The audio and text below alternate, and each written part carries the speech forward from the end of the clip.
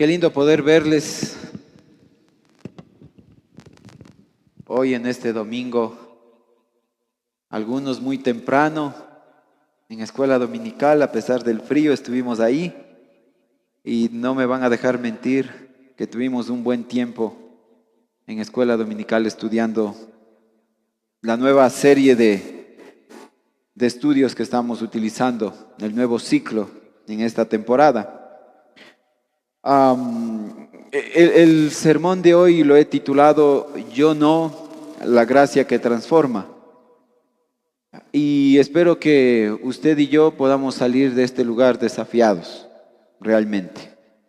Bienvenidos todos aquellos que nos visitan en esta mañana, aquellos que vienen luego de algunos domingos.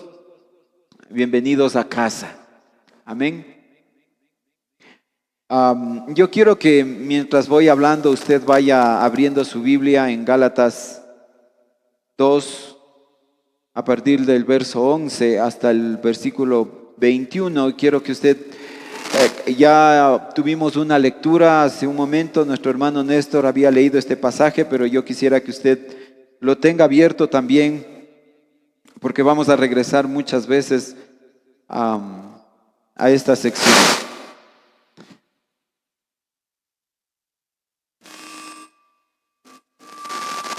Algunos que ya llevamos algún tiempo como creyentes, decimos haber confesado nuestra fe en Cristo Jesús, ser discípulos de Jesucristo. Decimos creer en Dios, ¿verdad? Muchos de nosotros. Tal vez ya hemos tenido un caminar con el Señor. Algunos ya se habrán bautizado, otros habrán seguido discipulado en escuela dominical, tal vez cursos de liderazgo, tal vez hayan recibido cursos de evangelismo inclusive. Hay personas que vienen todos los domingos a escuchar la predicación de su palabra. ¿Y qué pasa cuando, sabiendo lo que tengo que hacer, porque la iglesia tiene todas estos espacios de instrucción, ¿verdad? Para crecer en el conocimiento de la palabra. Pero ¿qué le sucede a usted y a mí?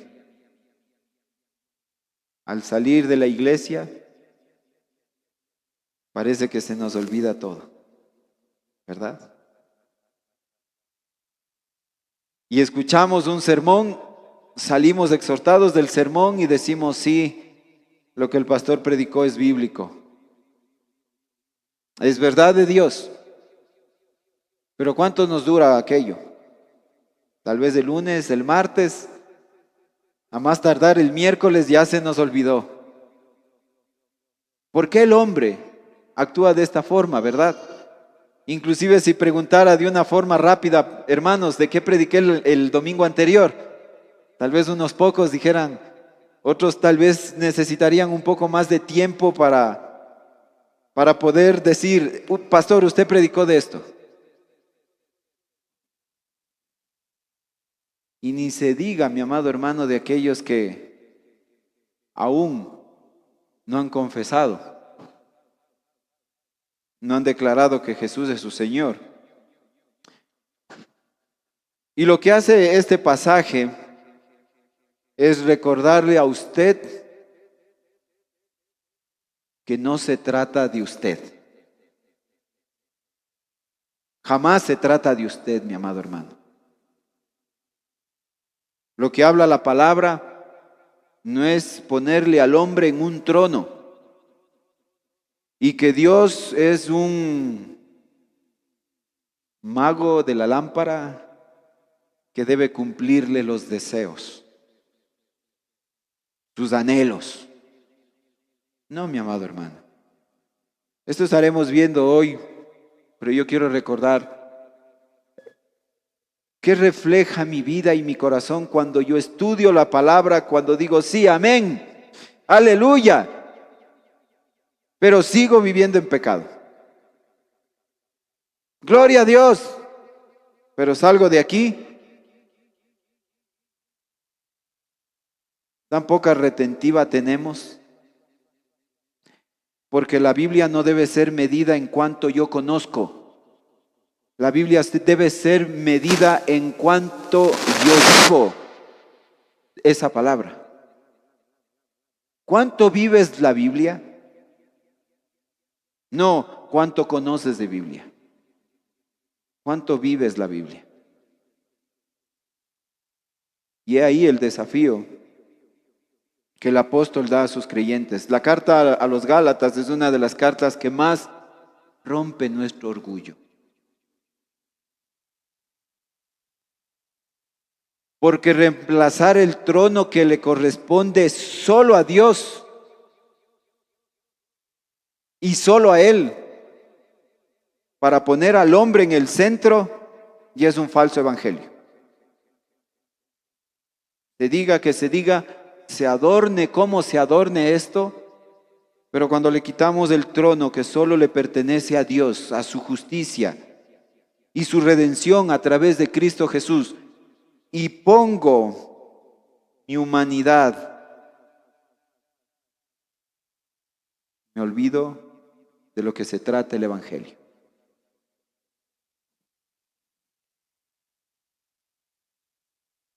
Y es lo que el Señor llama a su iglesia, a los inconversos, aquellos que ya conocen del Señor, tienen esa lucha constante. Señor, hazme olvidar de mí para que seas tú, que yo mengüe para que tú crezcas. Pero a veces es que tú mengües para que yo crezca.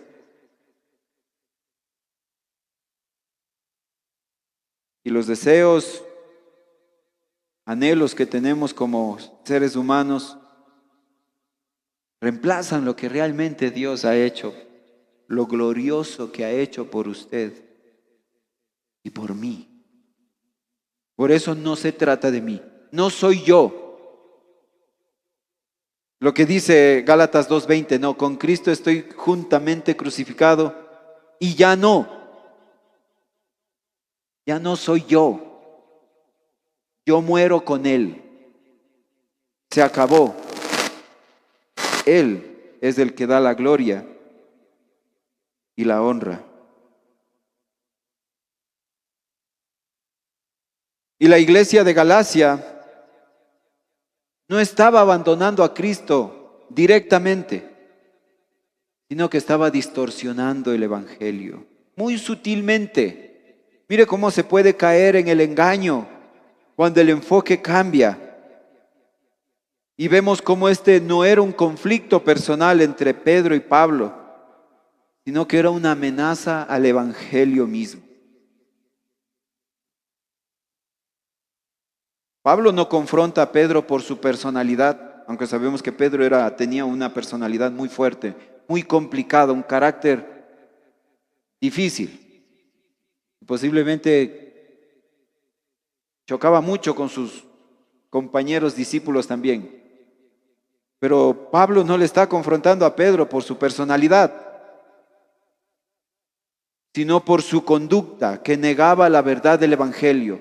Podemos decir que creemos, pero si tu vida no es acorde a lo que crees, de nada sirve, mi amado hermano. No sirve de nada aquello. Como dice Gálatas 2:14, ¿no? Y permítame seguir utilizando la Nueva Biblia de las Américas. No andaban rectamente conforme a la verdad del evangelio. Porque por ahí va añadiendo cada día una cosita más. O sea, sí, el evangelio dice eso, pero añadamos una cosita más. O quitémosle aquello del evangelio porque realmente está muy difícil. seguir la vida del creyente. Y hermanos, aquí la idea clave como introducción es la siguiente. Cuando el evangelio es alterado, aunque sea por buenas intenciones, la iglesia pierde su fundamento. ¿Cuándo se altera el evangelio? Y hemos visto cómo la iglesia a lo largo de los siglos ha ido distorsionando el verdadero evangelio.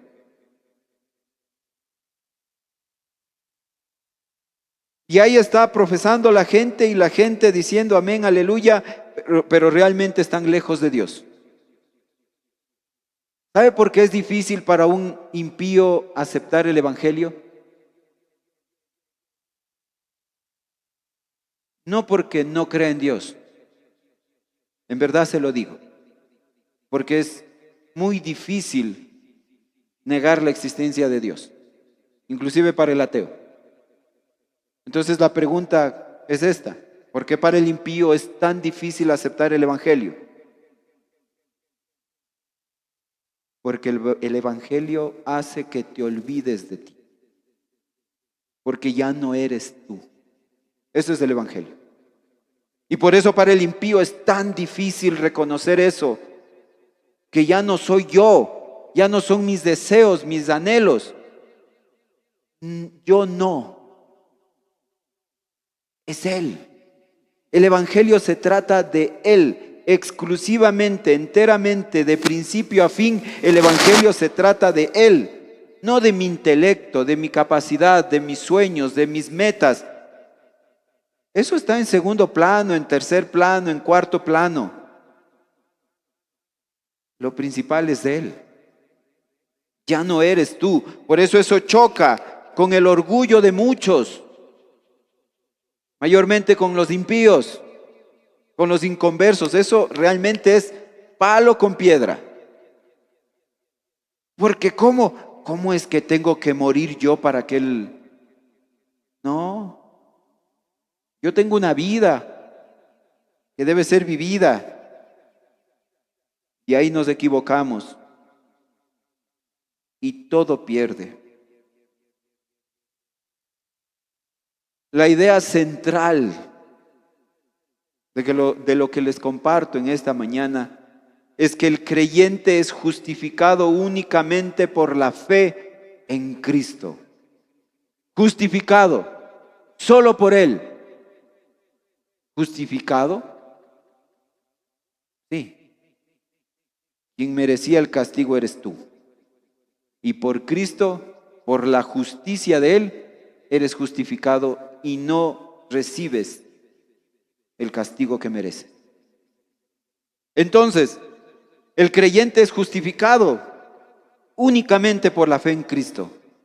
Pero cualquier adición a esa fe niega el evangelio de la gracia. Cualquier cosa que nosotros añadamos, por más buena intención que usted pueda tener, hermanos, esto ya es un evangelio falso. ¿Recuerdan cuando Pablo dijo un poco de levadura leuda toda la masa? Por una cosita que yo le diga, por algo pequeño tal vez que usted esté pensando. No es el evangelio, porque el evangelio se trata de Él, no de usted. Su dinero queda a un lado totalmente, sus posesiones queda a un lado, su título universitario, así tenga un título obtenido en la universidad más grande y prestigiosa del Ecuador o del mundo, eso queda a un lado en el evangelio. Así Dios le haya permitido, o usted por su economía le haya permitido Dios vivir las experiencias más increíbles en este mundo. No es del evangelio, eso está a un lado. Si Dios le ha permitido vivir eso, esto es secundario. La fama, el dinero, secundario.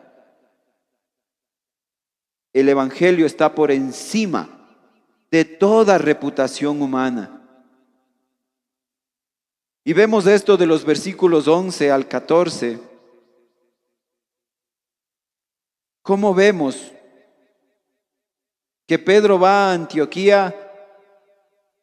Tiene una discusión con Pedro porque Pedro estaba comiendo con los gentiles, haciéndoles judaizar, pero vivía, entre comillas, diciendo que era un gentil. No, es que ya soy cristiano, soy un seguidor de Cristo, pero ¿por qué volvía atrás? ¿Por qué volvía a la ley? ¿Por qué exigía que los gentiles, no judíos, se circuncidaran?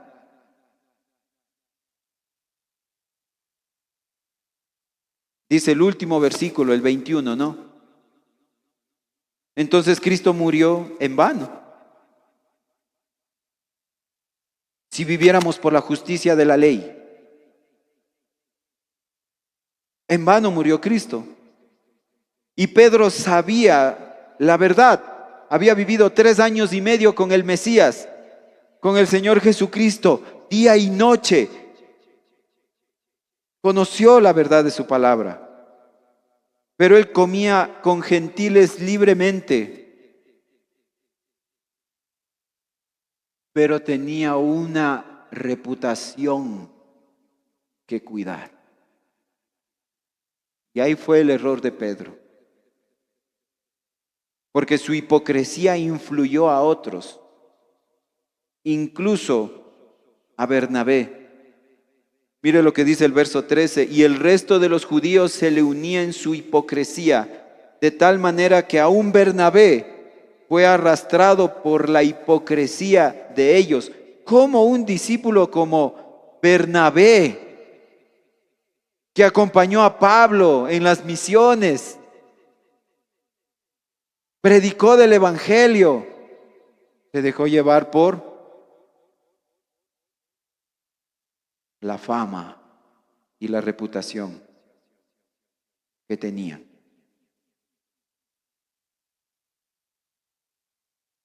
Dice el verso 14, cuando vi que no andaban rectamente conforme a la verdad del Evangelio, dije a Pedro delante de todos, si tú, siendo judío, vives como los gentiles y no como los judíos, ¿por qué obligas a los gentiles a vivir como judíos? Una hipocresía total del apóstol Pedro. Y el problema no fue doctrinal en palabras, no es que simplemente Pedro no, fue doctrinal llevado a la conducta. Lo que pasa con muchos de nosotros, en teoría conocemos la verdad de su palabra. Inclusive tenemos estudios formales en teología. Hemos estudiado discipulado 1, 2, 3, 4, 5, 6, 7, 8, 9, 10, todos los discipulados. ¿Y de qué sirve todo aquello si mi vida no muestra esa piedad hacia mi prójimo? Porque el amor de Dios, el primero y el segundo gran mandamiento. Mi amor a Dios se debe ver reflejado en ¿quién? Pero algunos dicen, no, yo amo a Dios, yo amo a Dios, yo amo a Dios, pero no le pueden ni ver al prójimo. Esto es una contradicción. Amarás a Dios con todo tu corazón, con toda tu mente, con todas tus fuerzas. Y el segundo es semejante. Mire cómo dice que toda la ley se resume en esto. Amarás a Dios con toda tu mente, con todas tus fuerzas, con toda tu alma, con todo tu corazón. y a tu prójimo como a ti mismo. Fin del discurso. Pero solo en esa frase hay mucho detrás. Si usted dice amar a Dios y no ama a su prójimo, hay una contradicción. Mi amado hermano, el Evangelio no solo se lo cree, se lo vive. El Evangelio hay que vivirlo. Y esto, mi amado hermano, permítame decirlo, aún los líderes maduros pueden fallar. Cada día veo en redes sociales, pastor cayó y abandonó el ministerio. Pastor confiesa tener años una relación clandestina. Y nos escandalizamos, ¿no?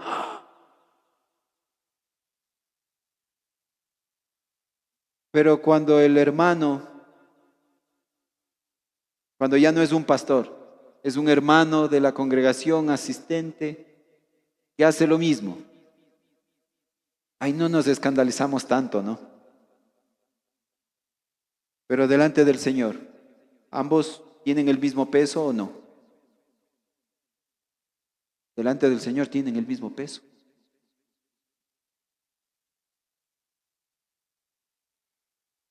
La verdad del Evangelio es mayor que cualquier figura espiritual. Es lo que le estaba pasando a Pedro cuidando su reputación de judío, guardando la reputación con sus amigos. Pero ahí viene Pedro para hacerle ver su error. Hermanos, cuando alguien le corrija bíblicamente, esto es un acto de amor. Mi amado hermano, cuando usted viene hacia mí con una corrección bíblica, créame que yo le voy a escuchar y le voy a aceptar. Porque yo necesito ser pulido por el Señor.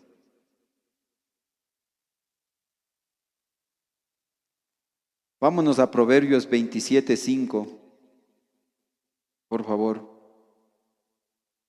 Proverbios 27:5 dice su palabra, mejor es la reprensión franca que el amor encubierto. Algunos no quieren decir las verdades. ¿Cómo solemos decir nosotros a las verdades? Es que las verdades duelen, pastor. No, la palabra está diciendo, mejor es la reprensión franca. Si tú le amas realmente a esa persona,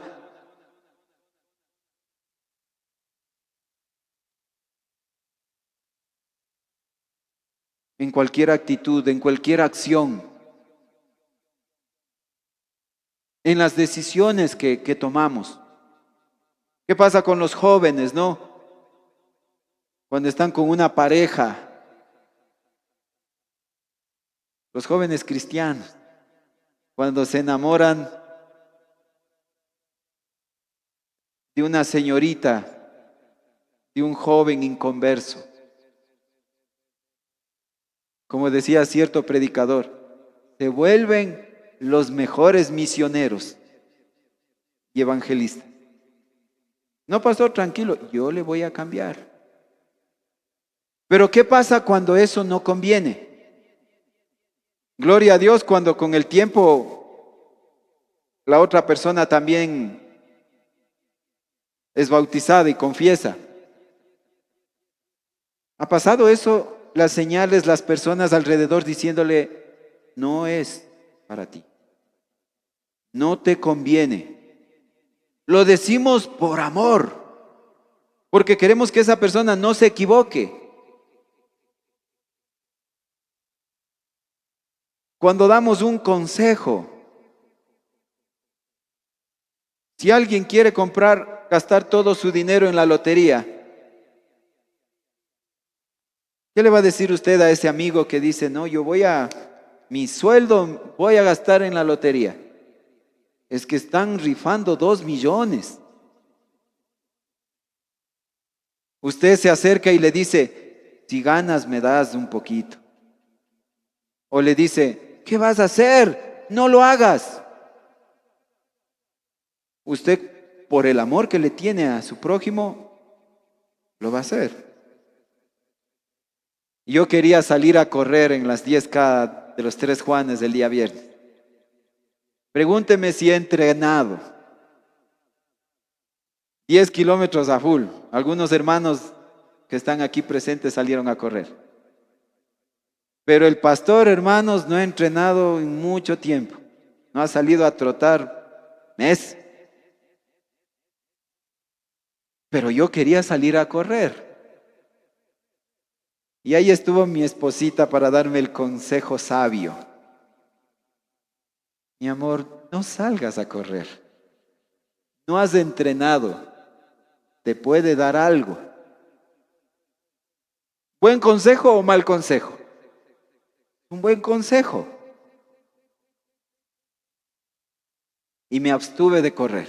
Dije, no, verdad es, mi cuerpo no está preparado, me puede perjudicar, me quedo nomás escuchando en la radio la carrera o la transmisión. Me lo dijo eso porque me ama. Si no me amara, ¿qué me dijera? Ándate a correr, ojalá te dé un infarto ahí en media carrera. La corrección bíblica es amor al prójimo. Y aunque el otro lo recibe y se retuerce por la verdad que usted le ha dicho, debe hacerlo, porque usted le ama a su prójimo. Pablo le amaba a Pedro y por eso le exhortó y le dijo, ve, deja de estar cuidando tu estatus, tu reputación. Tienes que predicar la verdad del Evangelio, aunque eso te deje sin amigos. Tienes que hacerlo, aunque no sea popular. Los versículos del 15 al 16 mencionan cómo la justificación no es por obras de la ley, sino por la fe en Cristo Jesús. Permítame leerles los versículos 15 y 16. Dice, nosotros somos judíos de nacimiento y no pecadores de entre los gentiles. Sin embargo, sabiendo que el hombre no es justificado por las obras de la ley, sino mediante la fe en Cristo Jesús, también nosotros hemos creído en Cristo Jesús para que seamos justificados por la fe en Cristo y no por las obras de la ley, puesto que por las obras de la ley nadie será justificado. Nadie. Por más buena obra que usted haga, mi amado Señor, no es justificado. Y Pablo repite la idea 3 veces. No por obras, sí por fe, exclusivamente en Cristo. Recuerde eso.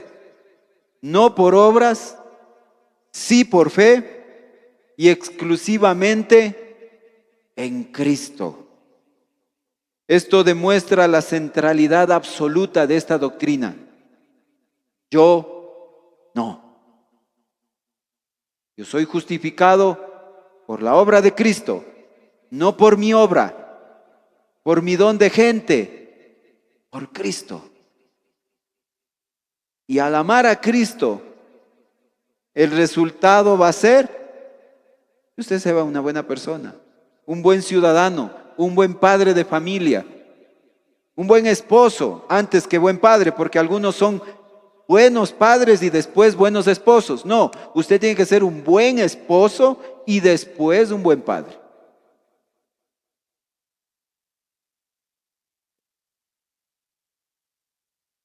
es su otra carne. Recuerde lo que dice el Génesis, ¿no? Dejará el hombre a su padre y a su madre y se unirá a su mujer y serán dos carnes diferentes que vayan por la vida a un lado, el uno por un camino y el otro por otro camino. No, la palabra dice una sola carne.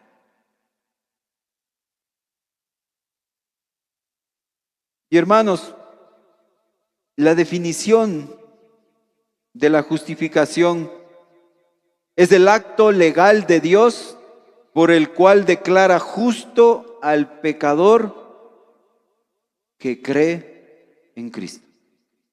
El acto legal de Dios por el cual declara justo al pecador que cree en Cristo, que cree y vive. Eso está claro. Cada vez que mencionamos o cada vez que usted me escuche decir, cree en Cristo, no es simplemente un conocimiento teórico, sino un conocimiento vivido que refleje tu vida. Porque la ley, las obras de la ley revelan el pecado, pero solo Cristo salva al pecador. Vámonos a Romanos 3:20, por favor. Nada más cerca ahí de Romanos. Gálatas, nos vamos a Romanos 3:20. La palabra del Señor dice en Romanos 3, versículo 20, porque las obras de la ley, ningún ser humano,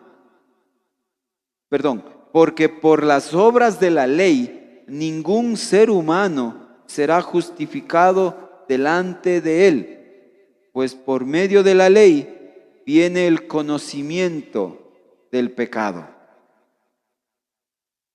¿Qué es lo que hace la ley? Cuando yo veo la ley, lo que va a hacerme ver es mi pecado, va a revelar mi falta. Pero cuando yo veo la cruz, ¿qué me va a hacer ver? La cruz de Cristo, que es Él, que gracias a Él yo quedo en segundo plano. No somos aceptados por nuestro desempeño. No crecemos por méritos. Vivimos por gracia.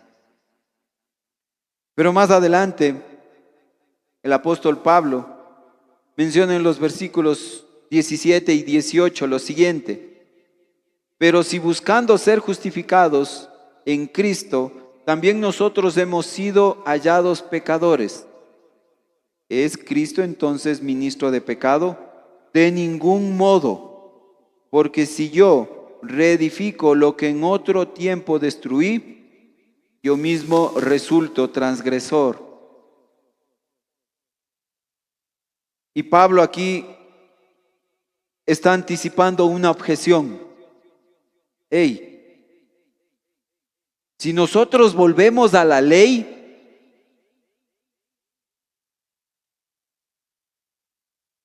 y creemos que por volver a la ley vamos a ser justos, esto no va a ser así. Porque si no, ¿para qué murió Cristo? Y ahí está la objeción. ¿Para qué entonces? Si volvemos a la ley. Y ahí está, no, hoy en día hay iglesias judaizantes.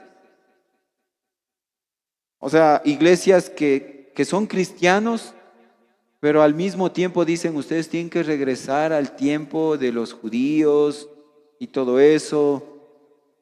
Entonces ahí usted ve a estas iglesias danzando como los judíos, hablando como los judíos, vistiéndose como los judíos, comiendo como los judíos. Por ahí le brindan una fritadita y ellos le van a decir, no, porque es un animal inmundo. ¿Por qué dices inmundo? a lo que yo santifiqué, dice la palabra de Dios. Y ahí están añadiendo cosas, ¿no? Que tienes que aprender el hebreo si quieres ser salvo. Tienes que celebrar las fiestas judías. Pero vaya a preguntarles si en esas iglesias todos se han circuncidado. No, ahí sí. Lo que revela simplemente el orgullo y un supuesto intelecto. Me constituyo en transgresor, dice Pablo. El legalismo, hermanos, sabemos lo que es el legalismo, ¿no? Añadir más al evangelio. Cosas que el evangelio no dice. El legalismo no produce santidad. ¿Qué es lo que va a producir el legalismo en su vida? Culpa. Culpa. El legalismo.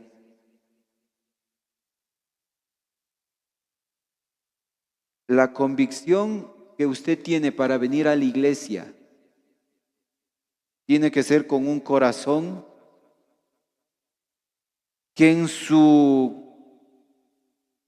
ser, sin que el pastor le esté diciendo venga, y por convicción usted viene.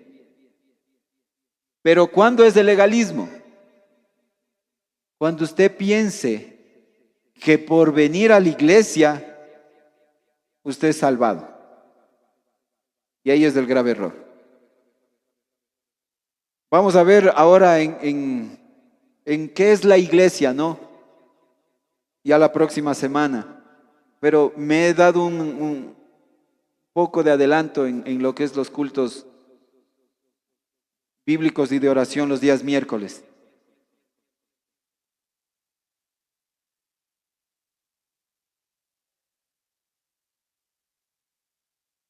Usted, si dice ser cristiano, ser parte de la iglesia, es un solo combo. Usted no puede decir, soy cristiano, pero no voy a la iglesia, o no soy parte de una iglesia. No, usted no es cristiano. Pero no, y es que yo creo, no, bíblicamente, eso no enseña la palabra. Si usted dice creer en Él, si usted dice que es cristiano, usted ama a la iglesia. ¿No dice acaso Efesios 5:25, esposos, amen a sus esposas como Cristo amó a la iglesia y se entregó a sí mismo por ella? Y usted rechaza aquello por lo cual Cristo dio su vida. ¿Tiene sentido eso? No tiene sentido.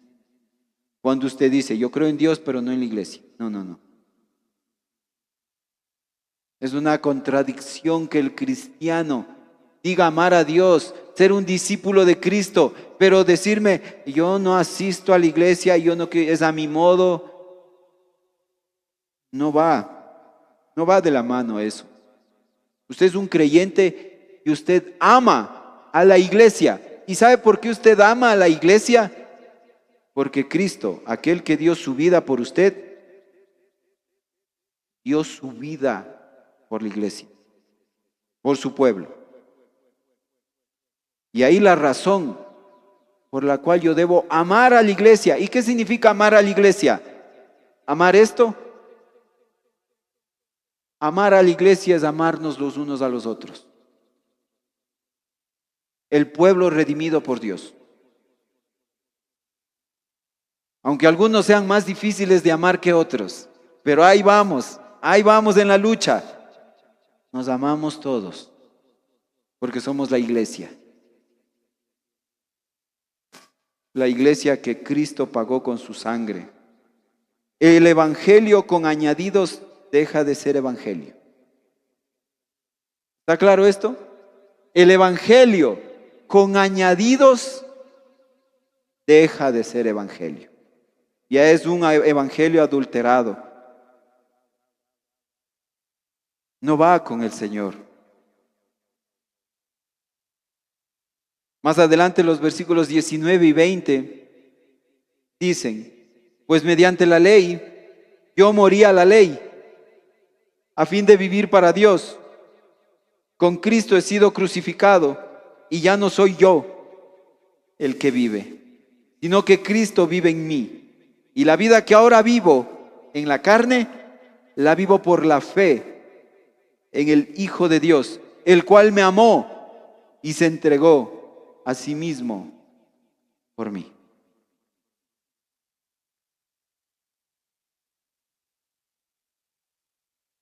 Permítame decirle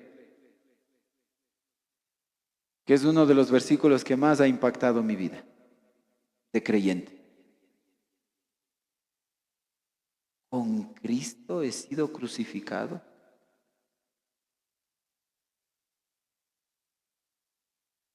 Y ya no vivo yo,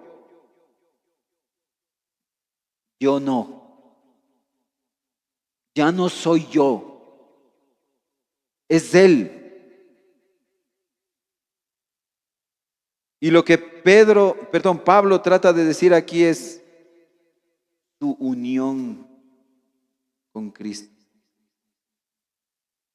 La muerte del antiguo yo, la muerte del antiguo hombre y la nueva vida por la fe.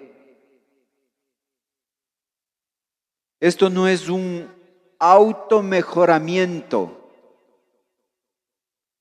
No es que ahora soy cristiano. ¿Y por qué dices que eres cristiano? Porque voy a ser mejor persona. No. Y es por eso que el Evangelio marca una línea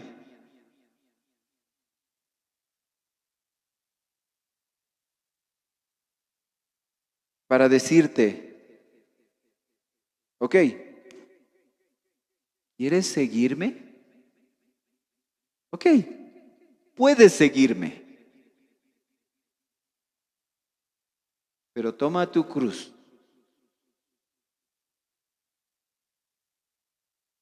y sígueme. ¿Qué es esa cruz? Me preguntará usted.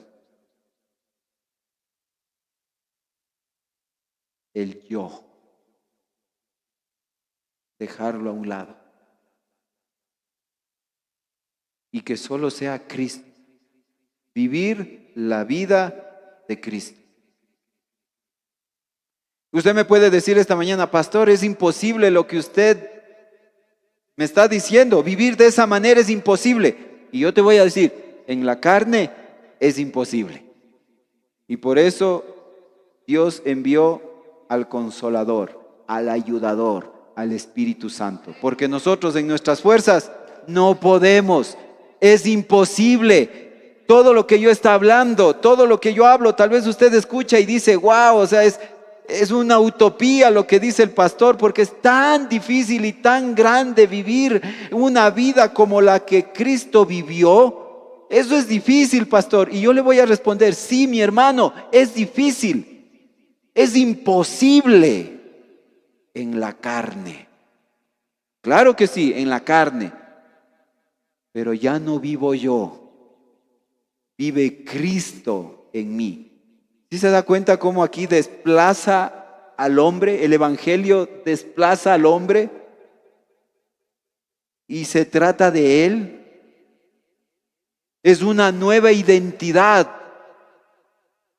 La identidad como hijo de Dios. Y más a todos los que le recibieron, los que creen en su nombre, les dio la potestad de ser llamados hijos de Dios. Solo por la obra de Cristo Jesús. Juan 1:12. Ahí entra mi dinero, las casas, mi título de ingeniero PhD en divinidades? Nada. Porque Pablo mismo dice, no, todo eso lo tengo como pérdida, como basura, para ganar a Cristo. Entonces, como que debo ir viendo mis prioridades en esta vida. Que si por la causa de Cristo me quedo sin amigos, gloria a Dios. Yo sé que Dios me va a dar una familia en Cristo, mis amigos en Cristo. Porque los amigos en el mundo, ¿a dónde le llevan? Directo al precipicio.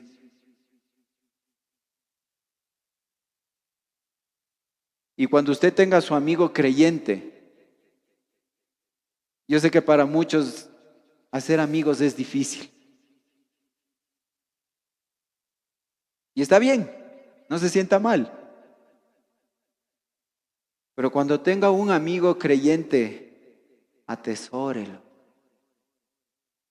Porque aquel que haya un amigo, hallado un hermano, que tiene sus mismas luchas, no es diferente a usted. Tenemos las mismas cargas.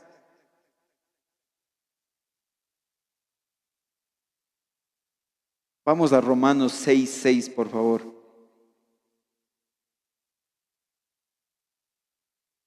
Romanos 6:6 dice la palabra: sabemos esto, que nuestro viejo hombre fue crucificado con Cristo.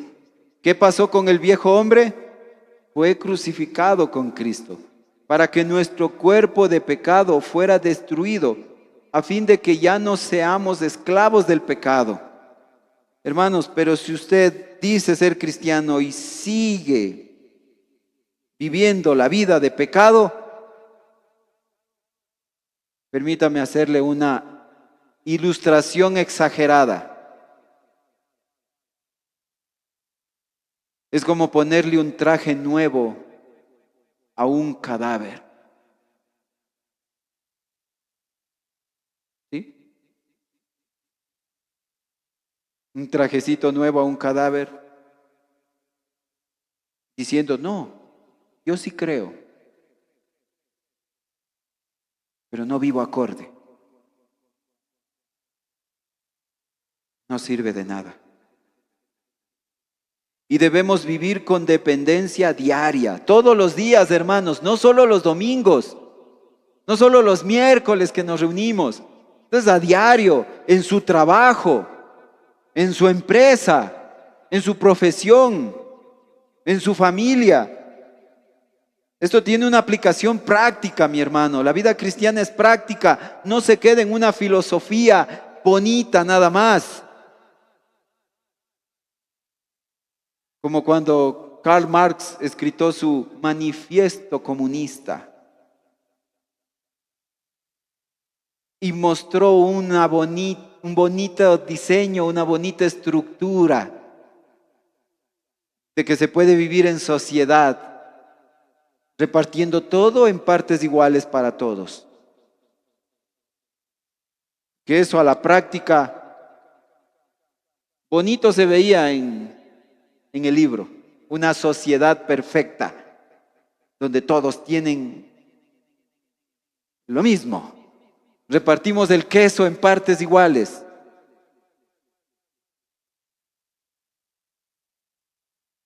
Reparte el queso y deje pasar 10 años para ver qué pasa.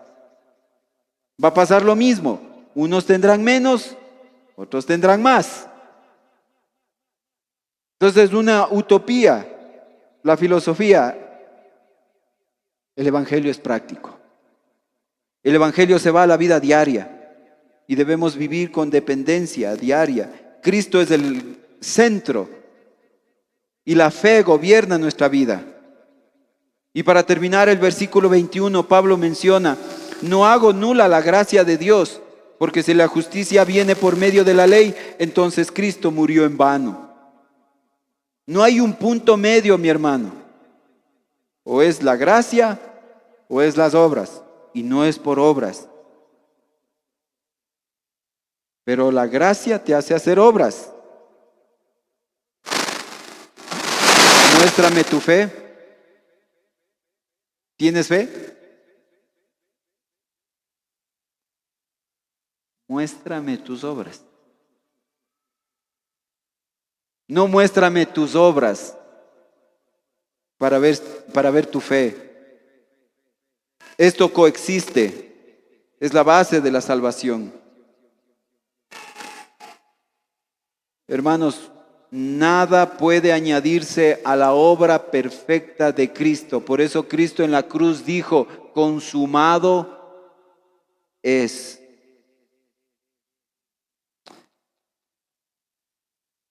Para ir terminando esta mañana el sermón, permítame darle unas aplicaciones a usted, mi amado hermano. No sé qué está pasando por ahí.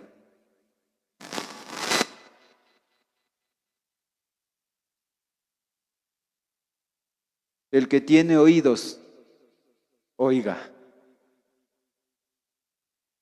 Examinemos si vivimos por gracia o por desempeño. Rechacemos el legalismo disfrazado de espiritualidad. Vivamos firmes en la verdad del Evangelio y protejamos la doctrina central de la Iglesia. Mi amado hermano, amigo que me escuchas de esta mañana, el Evangelio no necesita correcciones humanas, necesita creyentes que lo vivan con fidelidad.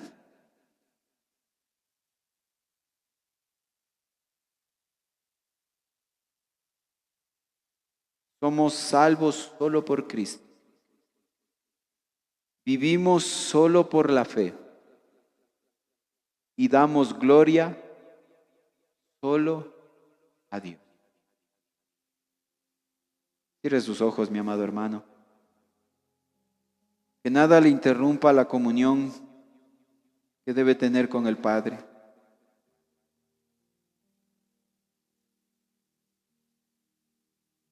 Yo no yo, ya no yo. El énfasis es que el Evangelio no se trata de ti, no se trata de mí.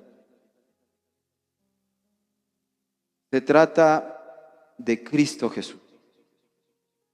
Y a través de esa obra, Él te ha dado vida, Él te ha dado perdón, Él te ha dado una vida nueva. Has nacido de nuevo por la obra de Cristo. Mantente así, mi amado hermano, caminando en esa dependencia de tu Señor.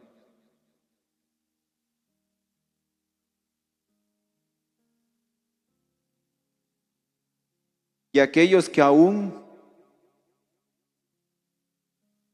se detienen, entregarle su vida a Él,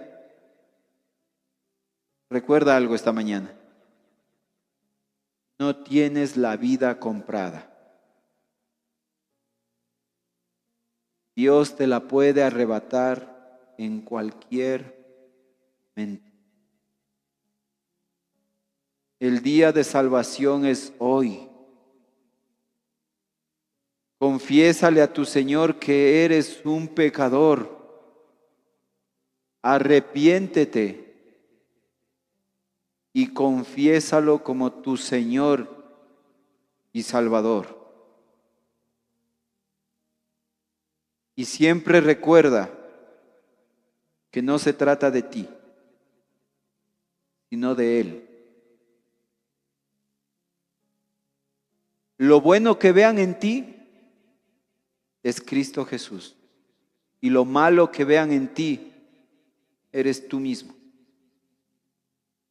Señor, gracias por tu palabra. Gracias por tu santo evangelio. el evangelio anunciado a personas imperfectas que somos,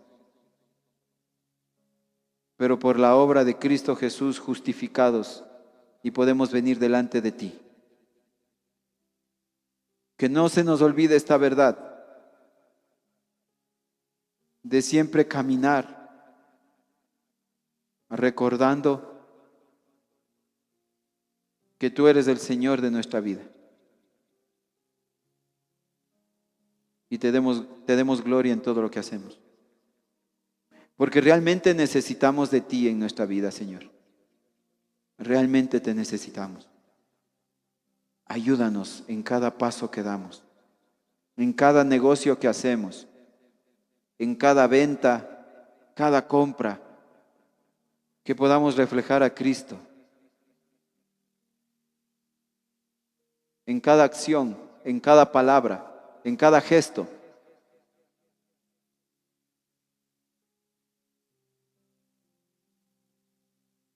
Y si en el caminar tú quieres bendecirnos, gloria sea. Y si no es así, gloria sea también a ti, mi Dios. Gracias por romper nuestros orgullos y recordarnos quiénes somos en Cristo Jesús. La identidad más importante que puede haber. Que ya no vivamos nosotros, sino Cristo Jesús en nuestras vidas. Te amamos, Señor, y oramos en ese nombre de Cristo Jesús. Amén.